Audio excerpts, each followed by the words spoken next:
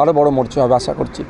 তখন ছিল left front, Congress আর আইএসএফের সভাপতি। আইএসএফে তার বাড়িতে বোমা বসানো, ইসার বাড়িতে বোম মেরে আতঙ্কিত করতে চাইছে, ক্ষতিগ্রস্ত করতে চাইছে, ইসারকে প্রাণে মারার চেষ্টা হচ্ছে।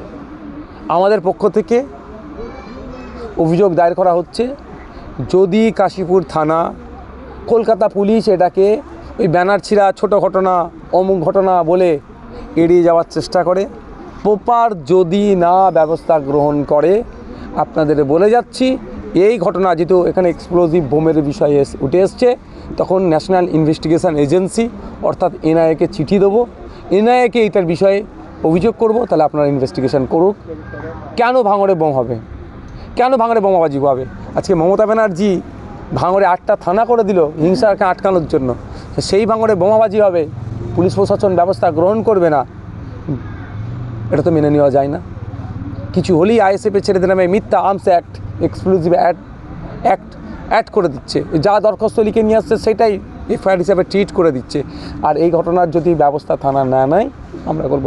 আমাদের নেতৃত্ব, জেলা পরিষদের মেম্বার, অঞ্চলের নেতৃত্ব, থানাতে ব্লকের যারা নেতৃত্ব কাজ করছেন তারা ইতিমধ্যে বিষয়টা আমাকে জানিয়েছেন।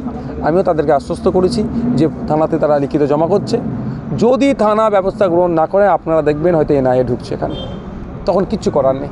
প্রথমে ভাঙড়কে কলকাতা পুলিশের আওতায় আনা, তারপরে 2টো থানা ভেঙে 8টা থানা করা, তারপরে ভাঙড়ে কোনো রকম অশান্তি থামছে না। আমরা দেখতে পাচ্ছি ভাঙড়ে অশান্তি।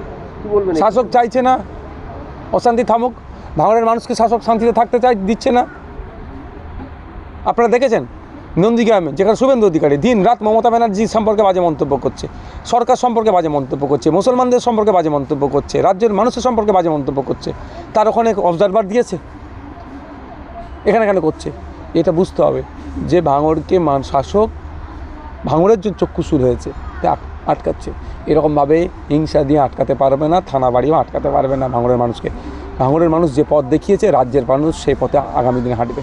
ভাঙড়ে খেটে খাওয়া মানুষের বসবাস বেশি, তারা চাষবাস করে খায়। কলকাতা পুলিশের আওতায় আনার পরে দেখতে পাচ্ছি ভাঙড়ে কেউ একটা ইট পুতলেও তাকে থানাতে ডাকা হচ্ছে।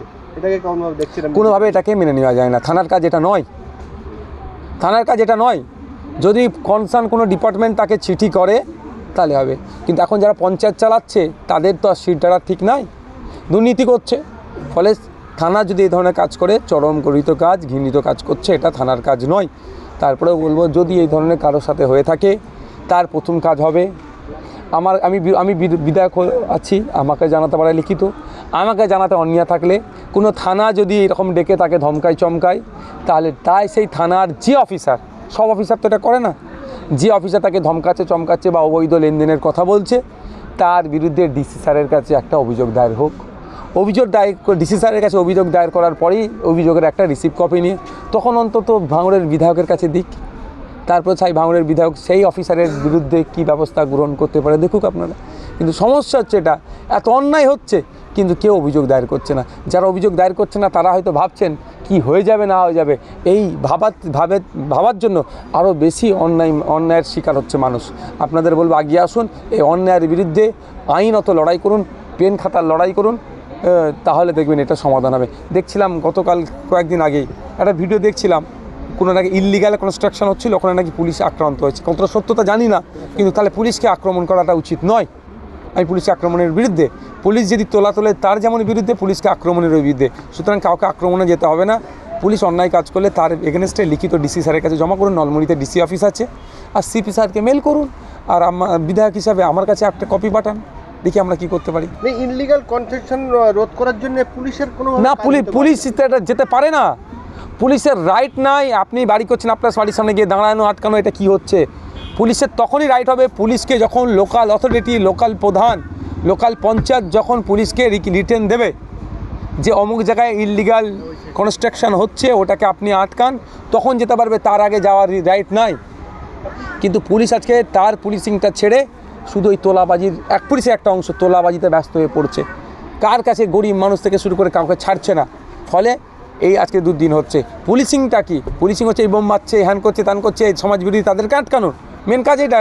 কিন্তু কে বাড়ি করছে, কে ঘর করছে, কে বাথরুম করছে, সেটাকে আটকানো বা সেটাকে বাধা দেওয়া পুলিশের কাজ নয়।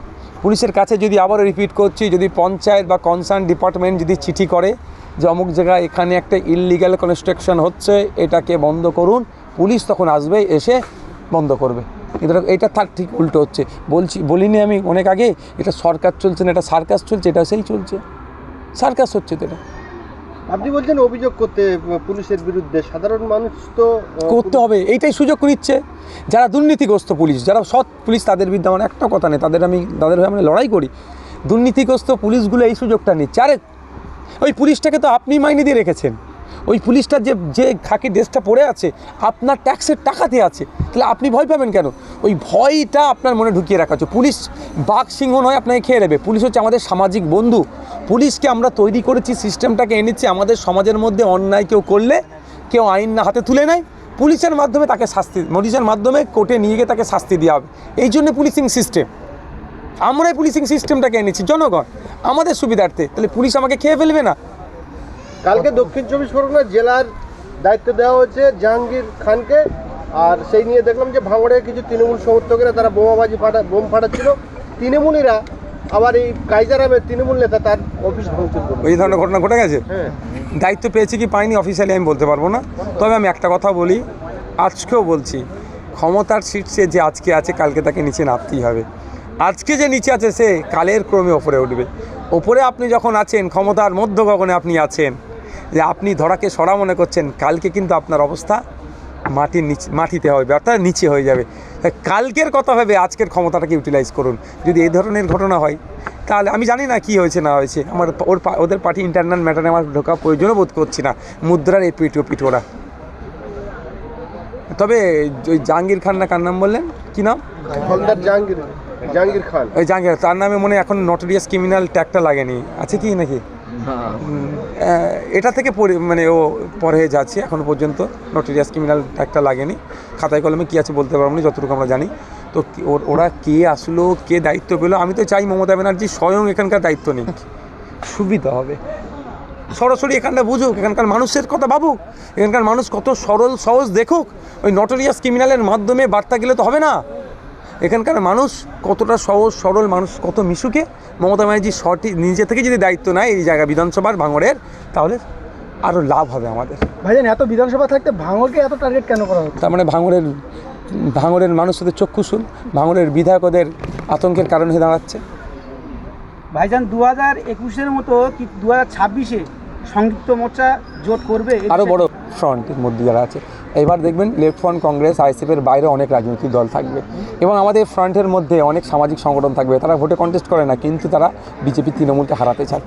আজকে কি দাবি দাবা শুনলে? সাধারণ অনেক মানুষ আসলো, একজনের জন্ম সার্টিফিকেট নিয়ে অবাক, নলমুড়ি ব্লক হসপিটাল থেকে সার্টিফিকেট ইস্যু করেছে, ওটা বলছে নাকি ইনভ্যালিড।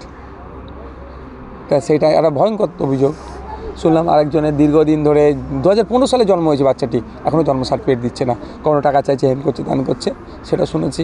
বার্ধক্য, একজন বিধবা আছে, বিধবা ভাতা পায়নি, অনেক কিছু সমস্যা শুনলাম। এই যে কিছু বৃদ্ধ মানুষ আসলে দেখলাম যে তাদের ঘর পাওয়ার যোগ্য, তারা ঘর পাচ্ছে না, এবং আশপাশে কোনো জায়গায় কাগজপত্র জমা দিলে নিচ্ছে না। তাহলে যারা সত্যিকারের মানে বাড়ি পাওয়ার যোগ্য তারা পাচ্ছেন, তাদের করণীয়টা কি? আমি ওদেরকে বলেছি 2-3টে কাজ। প্রথম স্টেপ হচ্ছে যে এতদিন আপনি কাগজ জমা দিচ্ছেন, প্রমাণ দেখাতে পারছেন, ওদের রিসিভ কপি নেই। প্রথম কাজ হবে সিধে বিডিও অফিসে যান, একটা দরখাস্ত লিখুন, বিডিওকে জমা করুন, রিসিভ কপি নিন, তার নিচে কপি টু এমএলএ করতে পারেন, কোনো সমস্যা নেই। আমাকে রিসিভ কপির জেরক্স দিন, আমারও রিসিভ নিন সেখান থেকে। তারপর আমাদের কাজ হবে লড়াই করা। কিন্তু এত মানুষ কী হয় জানেন, কাগজ যে দিয়ে দেয়, অমুক কাগজ চেয়েছে, হ্যাঁ নাও বাবু, তো অমুক কাগজ চেয়েছে, ও তো কাগজ নিয়ে গিয়েছিল, এইরকম গল্প শোনাচ্ছে। এতে কি হয়, ওই গল্পই থেকে যায়। যখন রিসিভ হয়ে যাবে না, তখন একটা বাউন্ডের মধ্যে পড়ে যায় যে ওরা আমি রিসিভ নিয়েছি মানে। তো এই আজকে দেখবেন যারা এসেছিলো অনেকে বার্ধক্য ভাতা পাচ্ছে না, কাগজ দেখাতে পারছে না, কিন্তু 4-5 বার 6 বার বলছে কাগজ জমা দিয়ে দিয়েছি, কিন্তু একবারে রিসিভ নেয়নি। এবার বলেছি নির্দিষ্ট ওয়েতে গিয়ে ফর্ম আছে, ফিল আপ করে জমা দিয়ে রিসিভ নেওয়ার জন্য, রিসিভ নিয়ে আমাকে দিতে বলেছি। দেখতে পেলাম যে শওকত মোল্লার হাত ধরে ভাঙড়েরই কংগ্রেস থেকে তৃণমূলে জয়েন করলেন রফিকুল ইসলাম বাপি। তিনি কার্যত শওকত মোল্লার মানে লিক করে দিয়েছে, শওকত মোল্লার বিরুদ্ধে কিছু বলতেই পারছে না। এই যে নিজেদের মধ্যে কাদা ছড়াছড়ি, এটাকে কেমনভাবে দেখছেন আপনি ভাঙড়ের বিধায়ক হিসেবে? বাপকেও ছাড়ে না।